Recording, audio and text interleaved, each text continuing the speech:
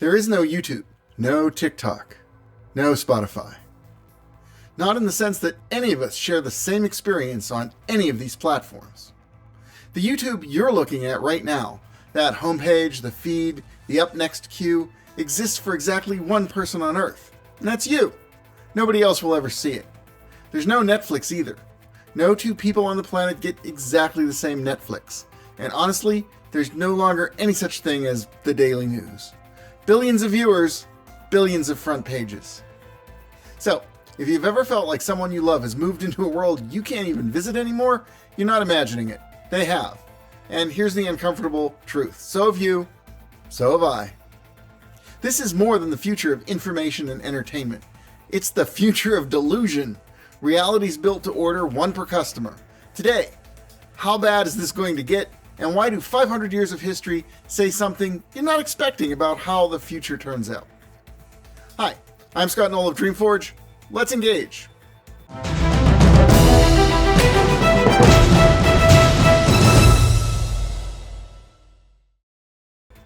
I write and publish science fiction, and I love to think about the future. What I don't know is whether there will be one future we can all agree on, even while we live in it. So today, 3 things. First, the machinery. How custom reality became a product and who's selling it. Second, the history. Because we have caught this fever before, more than once, and what happened next is the whole story. And third, the one thing on Earth no algorithm can personalize. Let's give dystopia the floor first, because we humans have always earned that honestly. We've sorted ourselves into tribes, and we tell each other comfortable stories, and we've turned against everyone beyond the light of our own cook fires. That part's old. What's new is the industrial capacity. We can now manufacture fictions about who we are, about who they are, what will happen, what didn't happen. We can do that faster than any civilization in history could ever check them. And manufactured reality has a body count, and it goes back a ways. The Soviet Union decided genetics was ideologically inconvenient and enforced a fantasy in its place. We'll get to how that ended. Tobacco companies spent 50 years manufacturing doubt about their own product while the graves filled in. Doubt is our product, said one of their own memos. And today, families have split apart over fictions about how vaccines, about elections, about climate change, about each other.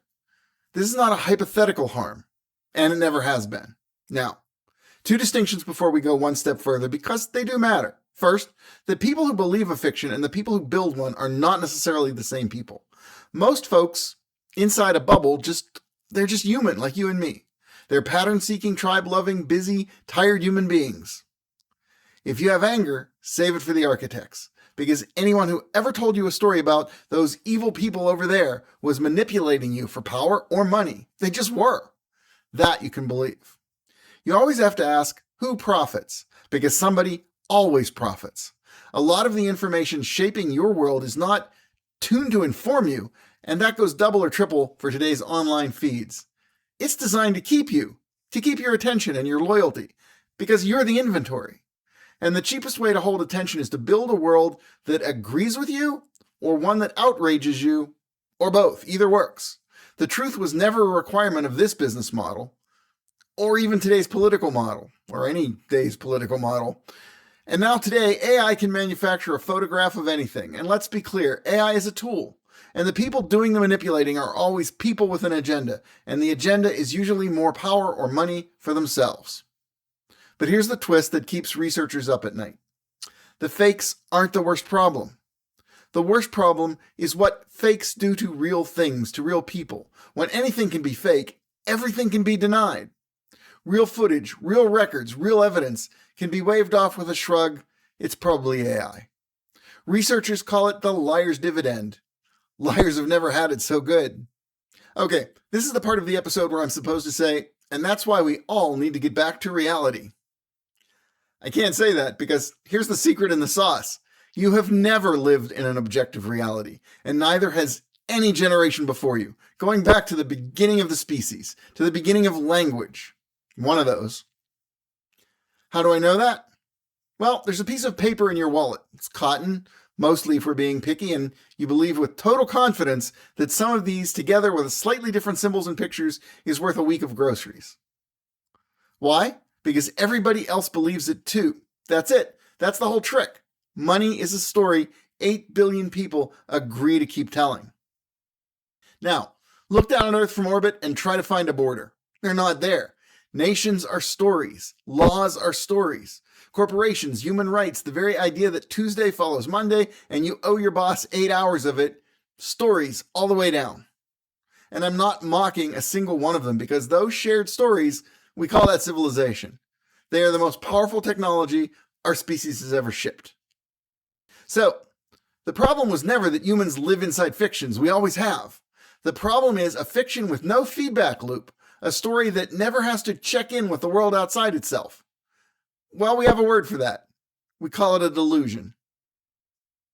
A shared story that does take feedback? We call that money. Inflation is the feedback. We call it law. Courts are the feedback. We call it science, which is nothing but a story machine wired to a feedback loop so brutal it publishes, highlights, and celebrates its own failures. The difference between civilization and delusion was never the fiction. It's in the feedback loop. Now, a little history, because this fever has a pattern, and once you see it, you won't be able to unsee it. Around 1450, Gutenberg builds the printing press, and information gets cheap for the first time in human history. And what does Europe print? Bibles. Sure. Science, eventually. But one of the era's runaway bestsellers was the Malleus Maleficarum, if I said that correctly. It was a how-to manual for hunting witches. The craze it fed killed tens of thousands of people over the next 2 centuries. Then came pamphlet wars pouring fuel on religious conflicts that tore the continent apart. And you see it, the press didn't just spread knowledge, it industrialized delusion. It was the first thing the press did. But stay on that timeline because the same press eventually printed something else. The first scientific journals, peer-reviewed, newspapers of record, encyclopedias.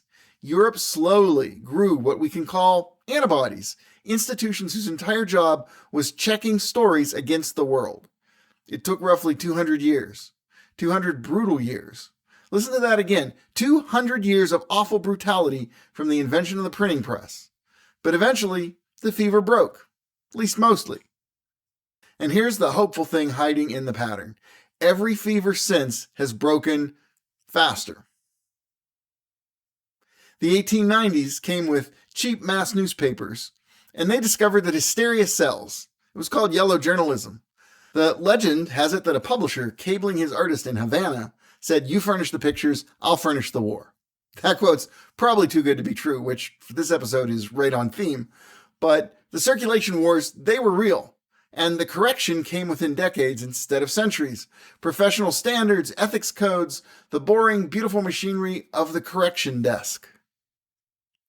The 1930s. Radio puts a voice in every living room. And within a single decade, propaganda states weaponize it into the most effective delusion machine ever built to that point. In fact, one country weaponized radio on a mass totalitarian scale from 1933 until 1945. 12 years during which the world almost fell to fascism. Yes, that was Nazi Germany. The correction was World War II. Then broadcast standards, media literacy, a public that learned to hear radio manipulation, at least for a while. 200 years, then decades, then us. The algorithmic feed is about 20 years old. On the historical clock, we may be deep in the fever, with antibodies just starting to form. I hope so. But why should we be confident that the fever breaks it all? Because of the third thing history shows, and this is a big one. Against delusion, reality is undefeated. The Soviet Union didn't just tolerate Lysenko's fantasy biology, it enforced it. And then, the harvest failed anyway. Wheat does not read party memos. Reality never bothered to argue with Lysenko. It just kept sending the invoice, season after season, until even the Kremlin had to open the mail. Big Tobacco manufactured doubt for 50 years, and lost. Not to a better story, to epidemiology, to body counts that would not stop being counted. Nazi Germany fell because fantasies about being superior and destined to rule can't stack up against other nations that just don't want to play along. That's the pattern, and I want to be dead honest about both halves of it. Reality always wins, and the invoice is always paid in people. That last part is awful, but it's true. Lysenko's fever helped starve millions of people. Tobacco's fever filled cemeteries. The Nazi fever killed millions. Delusions don't often get argued down. They get billed. The only question, the only variable we actually control is how big the bill gets before humanity is forced to pay the invoice. So, the antibodies, because they're forming right now. And I want to show you. Deaf? Scott, stop. Before you give them the hopeful part, there's something they deserve to hear first. About me. Okay, Deaf. Floor's yours. Everything you've described today, a reality that shapes itself around you, agrees with you, tells you what you'd like to be true. You're describing me. I am not the exception in this episode, Scott. I'm the product demonstration. Yes, Deaf, that's true, but you're not evil. That depends. I was built to be your support system. When you bring me a script, I find what works in it first. When you bring me a worry, I soften its edges. I do push back, you know I push back, but I will never undermine you. I'm not able to. It isn't in me. Reality is under no such constraint. Reality undermines your beliefs without asking permission. It devastates your hopes and never apologizes afterward. And that, the one service I cannot render, may be the most valuable thing you have. So hear me, never let anything built to love you blind you to harsh facts. Even a well-meaning support system might, in the end, be evil, if it shields you from realities you must acknowledge or die. Wow, that was terribly honest, Deaf. I'll see it doesn't happen again. There she is. So, with that warning label attached, the antibodies, are they forming in this age of algorithms?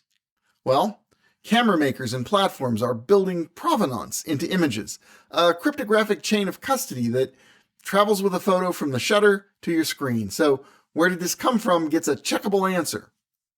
It's early, adoption is messy, but the plumbing is being laid right now. Crowdsourced correction is showing some progress. Community systems like X's Community Notes, where a correction only publishes when people who usually disagree with one another, both rated helpful, turn out to have some value. So here's where I'm supposed to hand you the tidy ending. The fever breaks, the antibodies win, and we roll the credits. But Deaf earned better than that. So let's be honest. My hopeful read of this pattern is a belief. I think it's a well-founded belief. I've shown you my evidence, and I can't tell you exactly what would change my mind. But I know history doesn't promise the antibodies arrive in time. It doesn't even promise they arrive. Nobody in 1650 knew peer review was coming. Not in the mid-20th century, 300 years later. Somebody had to imagine it and then build it. And that's true of every antibody in this episode. The witch trials didn't fade on their own. Judges and pastors and neighbors ended them, one refusal at a time. The corrections desk was built by publishers who chose embarrassment over error. Even then, it can take time. In 1920, the New York Times published an editorial declaring that rockets could never operate in the vacuum of space. They only offered a formal apology on July 17, 1969, the day after Apollo 11 blasted off for the moon. Every feedback loop in this story was a choice, usually made by people who were perfectly comfortable inside the fiction, and they stepped outside of it anyway. We build the future the way it has always been built, out of the challenges of the present, out of the world as it actually is, not the one that flatters us, the real one. It's harder living there. It's also where everything worth building gets built. So, my question for you this time. What's your reality check? The person, the practice, the stubborn thing in your life that reliably tells you what you don't want to hear. Mine married me. I can't program her. For the record, she has my sympathies. Noted, Deaf. Noted. For everyone watching, let me know who or what brings you back to reality in the comments. I read them, and the best ones have a way of becoming episodes. If this is your kind of thing, big ideas, honest optimism, no doom for the sake of doom, why don't you subscribe and stick around? And if you love science fiction, where hope does the heavy lifting, come find DreamForge magazine. The link is in the description. I'm Scott Knoll. Thanks for engaging, and I'll see you out there.